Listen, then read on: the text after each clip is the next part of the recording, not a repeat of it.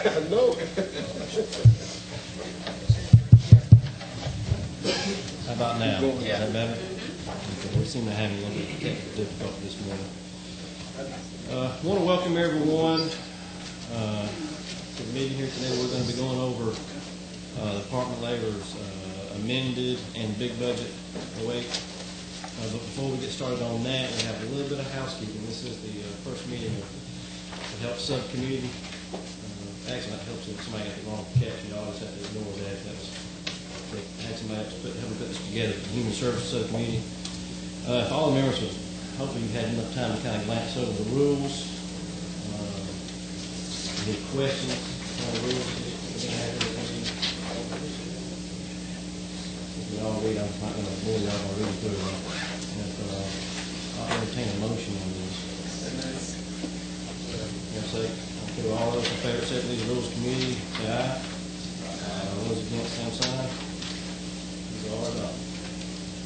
Okay, with that, we will get right to work and we'll welcome Commissioner Mike Thurman. I think you guys just take it away. Thank you, Mr. Chairman. Good morning.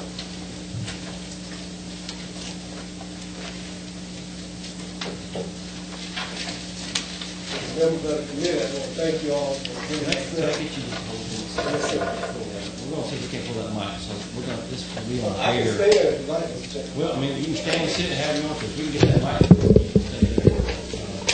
Just for the people, purpose of people who are watching over the internet, like to know here you are. You know you are quite a good-looking man there, and I'm telling you that's enough. I'm sure they'd like to hear what you want to say. You probably said that to all the labor commissioners, Mr. Chairman.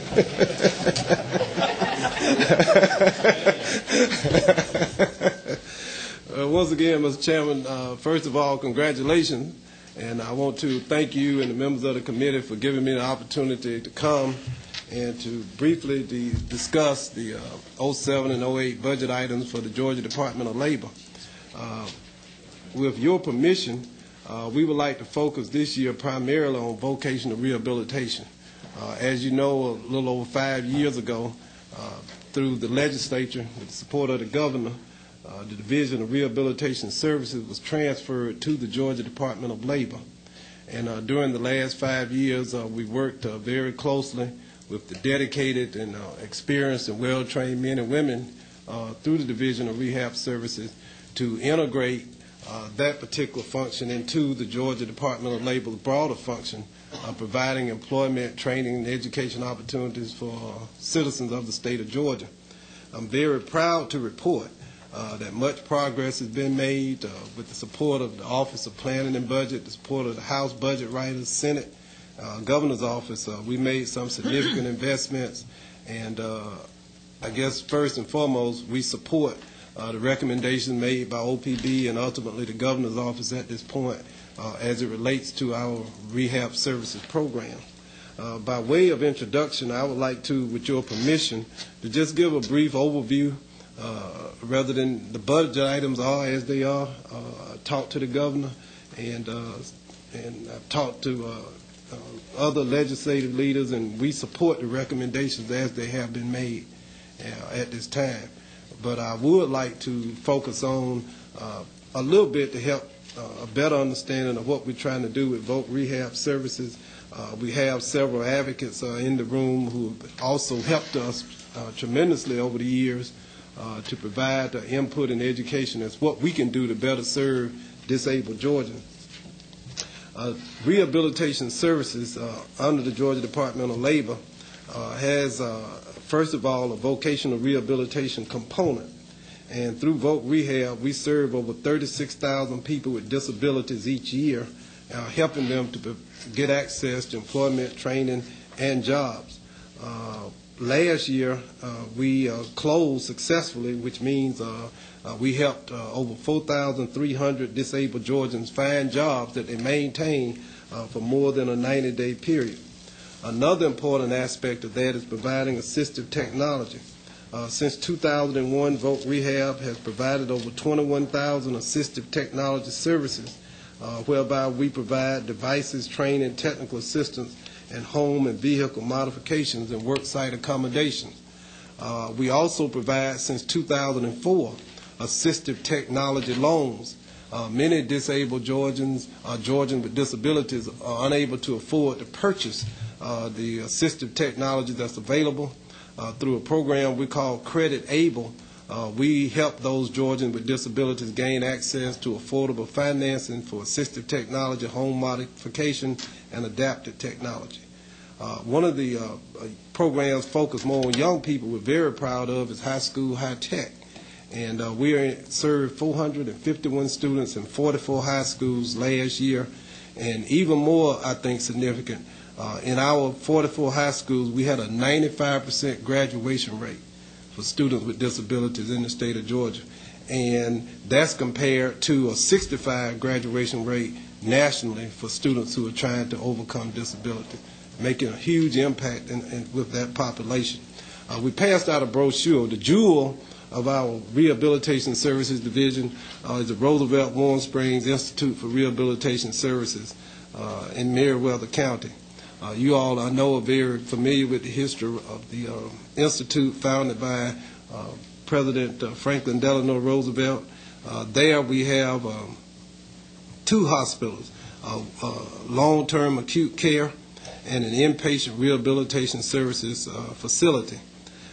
Recently, within the last year, we have now received inquiries and actually have entered into some negotiation with representatives from the United States military who see that Roosevelt Warm Springs has, with the resources we have, will play a major role in assisting our brave young men and women who are fighting the war on terrorism, who are being injured in Afghanistan and Iraq, to help them with their rehabilitation once they return to the United States.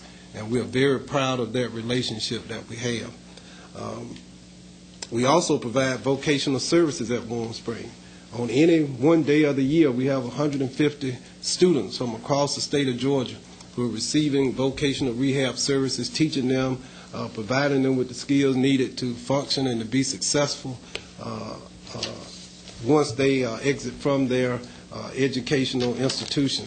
We're very proud of this service, and we have students who have individualized plans of services and are now enrolled in technical colleges and 4-year colleges across the state of Georgia.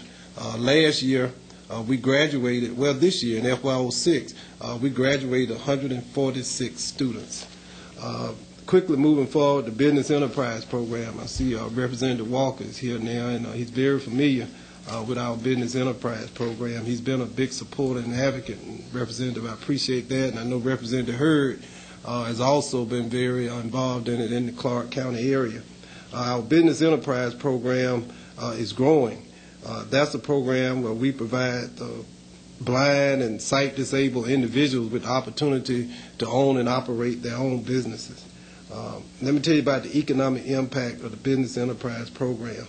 In FY06, gross sales exceeded $53 million. The 95 BEP blind vendors employed about 2,500 Georgians who are not sight-disabled, also in the businesses that they own and operate. Not including the military services contract, our blind vendors generated over $750,000 in state tax and sales tax revenue for each of the past 5 years. Over the past 5 years, our blind vendors program, we've developed 41 new business opportunities in the following facilities. In 2003, BEP obtained a food service contract for Fort Benning. And by the way, now the Fort Benning contract is now the largest single food service contract in America, operated by a blind individual. The Georgia Industries for the Blind, operated out of Bainbridge and Griffin, provides employment opportunities for citizens who are also sight disabled. Sales for Georgia Industries for the Blind achieved a 125% increase in military and commercial sales over the past, recently, and thus enabled steady annual sales totaling $46 million over the past 5 years. We provide wages. The average wage for blind individuals working at the Industries for the Blind is between $7.27, which was '01, and today the average wage is $8.35. We're very proud. Jerry, do you have some of the J spoons? We are a major supplier of J spoons. These are the utensils used by our men and women who are fighting the war against terrorism. We actually receive letters from our men and women who are fighting in the deserts, thanking our blind vendors for packaging those particular spoons. And let me see, how many do we actually package, Jerry? 87 million last year. We packaged 87 million of those spoons last year for our men and women in the military. Mr. Chairman, at some point we'd love, maybe when not in session, to host a subcommittee either at Griffin or Bainbridge or even Warm Springs as we try to move forward. Disability adjudication, obviously we provide services through the Social Security Administration to determine disabled Georgians so that they qualify for federal disability benefits. Over the past 5 years, we made decisions on 729,000 cases, and recent data shows as a result of our determinations, 391,000 Georgians have received over 218 million monthly disability benefits. I'll stop there, and just once again, I want to thank you all for the support you've given our rehab services program. I have stated that my number one priority for the Labor Department is to expand services for disabled Georgians. Our goal is to remove all the remaining barriers, the physical and the psychological, that prevent Georgians with disabilities from equal access to employment, training, and educational opportunities. Commissioner, if you could, I'm sure there may be some questions on the committee, but I would like you, if you could kind of, or you or someone on the staff, could kind of touch on the capital outlay line. Jerry, you want to do that? Right. Yes, sir. Now, this is Mr. Jerry Benjamin. He's my chief budget analyst. He handles all rehab services budget items, and I'll turn the mic over to him. Yes, sir. This year, our number one request was to get funding for a new dormitory facility at Warm Springs. The facility was built in 1964 and is in great need of being replaced. As the commissioner said, we'll serve 150 or so students on a daily basis. The current facility it's a 5-story old brick building.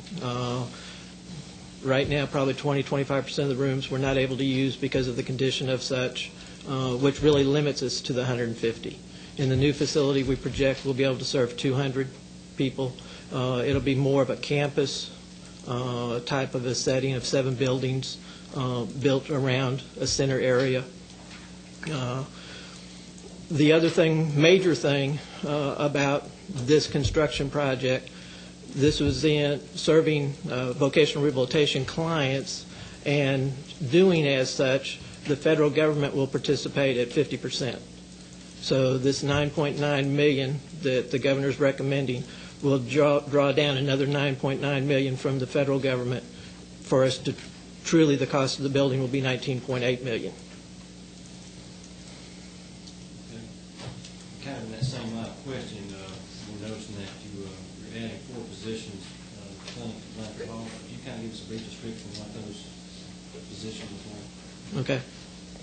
All right. Blanchard Hall, we received bond funding several years ago along with donated funds to build a new technology building or therapies building at Warm Springs. It's scheduled to be completed this summer.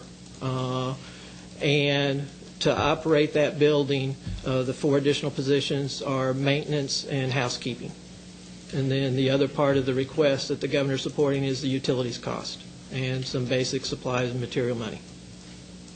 Mr. Chairman, I will add, I want to really take note of the outstanding fundraising effort that was generated in the private sector. It's unusual in a public facility, a public operated facility, where you have a significant amount of money generated through private donations and foundations. Judge Oxendine, who chairs the foundation, along with the other board members, did an excellent job. And I think they actually raised, how much was that, Jerry? $3.2 million. $3.2 million of the total cost to build Blanchard Hall. And we're very excited about that, and it was an excellent public-private partnership that is bringing that particular facility to fruition. Nothing, just for the benefit of some committee members may not be familiar with this, and there's people in the audience who have some questions about it. Could you kind of give a brief kind of overview on the transfer of the debt support program on the DHR, the thought process behind that? Okay. Basically, this is just a follow-up to transactions that happened last year. The actual contract was transferred in the budget last year to DHR. Through the process, a few dollars were not transferred, and this transfers the balance of those funds. Any members really have any questions?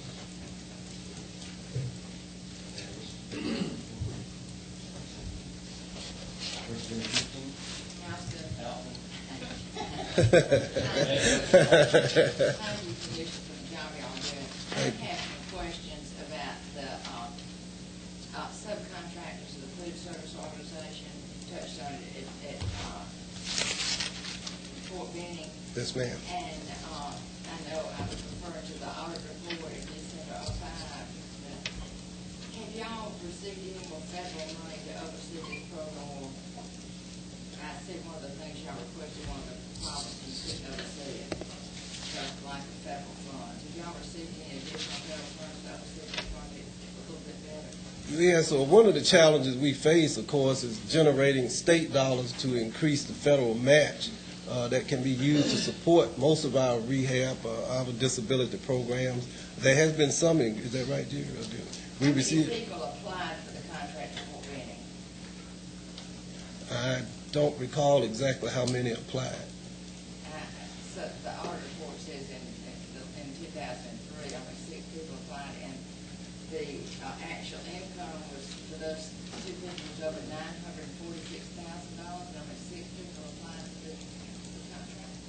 Well, there is a process one go through before they can qualify to be a blind vendor. And Jerry, you might want to walk us through how a person becomes a blind vendor. Have y'all done anything to correct anything on this audit report? Well, actually, there have been some follow-ups to the audit report to suggest that some of the original findings were not necessarily accurate. And I'm not sure which one you're really looking at, whether that's the final one. Well, we actually had some back and some continued other discussions with the auditors regarding that report. If you really look at it closely, many of the questions or concerns that they raised actually occurred before BEP was transferred to the Georgia Department of Labor, particularly as it relates to the blind vendor program. That was one of the concerns we had, and the transfer was made so that some of those problems could be addressed. And y'all are addressing. Yes, ma'am, we definitely are. The blind vendor program is, as I pointed out, was one of my priorities, and we're growing the number of people who can participate. Just last year, the legislature, along with the support of the governor, actually added an additional position, or two positions, to provide us with more insight so that we can recruit more people into the program. Because that, it would be a good thing to have a contract like that. Well, those are huge contracts, and they are set up through the federal government. The federal set aside, they're there for people who are sight disabled or blind, and they operate major businesses. It's quite inspiring, quite frankly, to see persons who are blind to operate what are, in fact, multi-million-dollar operations. Thank you. Yes, ma'am. Thank you for the question. Representative Houston.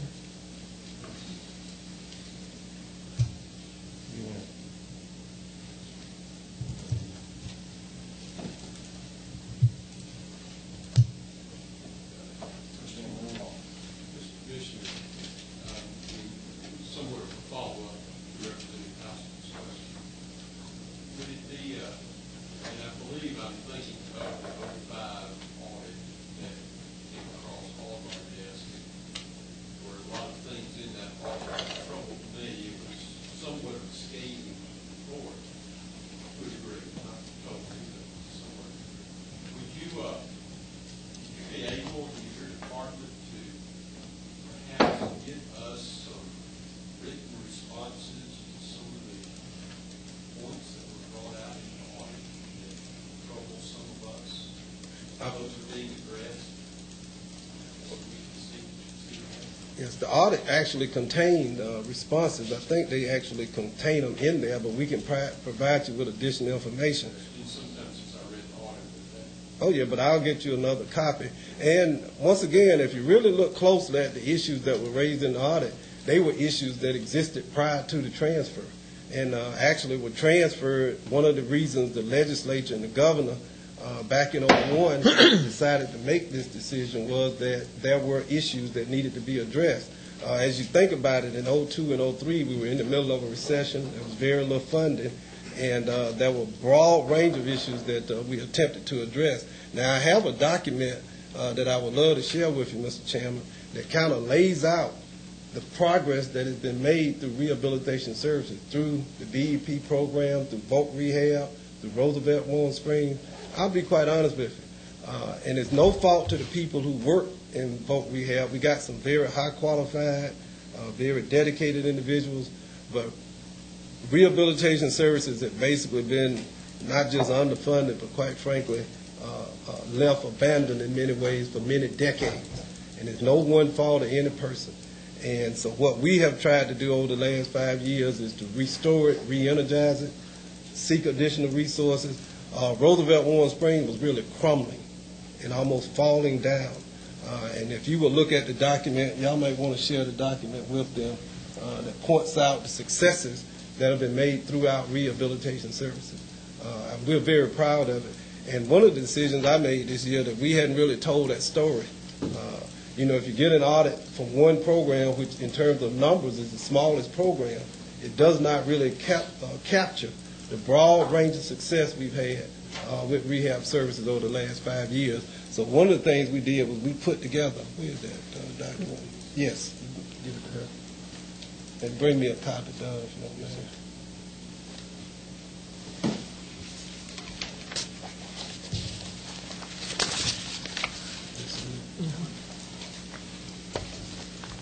If I can draw your attention to it, we inherited a very challenged government agency that you're very familiar with.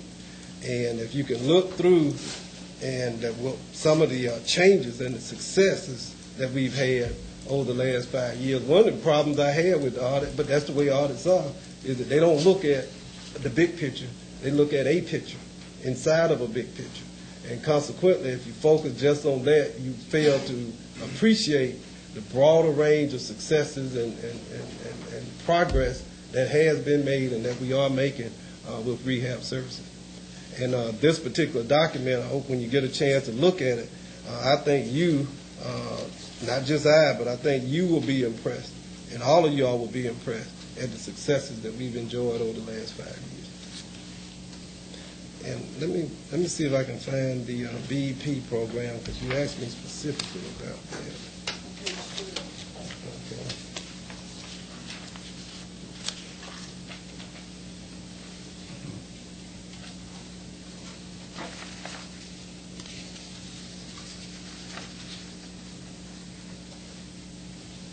And those are just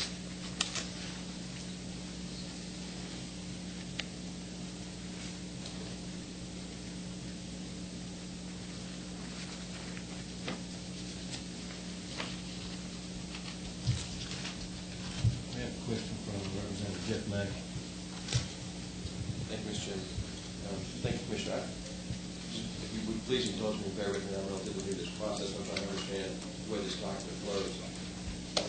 I'm looking in the proposed 08 budget, and I see that the salary increase and performance increases total $639,000.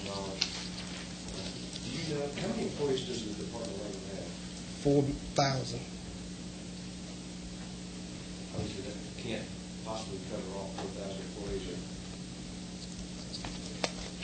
Specifically, what line are you looking at? It's line number 2 on page 2.7. Okay. Let me find the number. Okay, let's see that.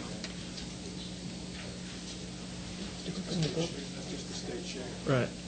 Yeah, it's the state share.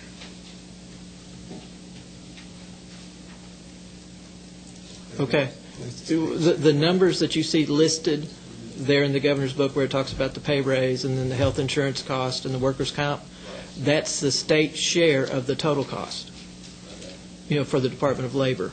Several of our programs are highly federally funded. My next question, why is that so much less than the increase in the health benefits? Well, the increase in health benefits is substantial, 6%, for the state this year. Disparity, the difference is that the increase in health benefits is almost 3 times the amount of the increase in the wages of the employees. Right. Thank you.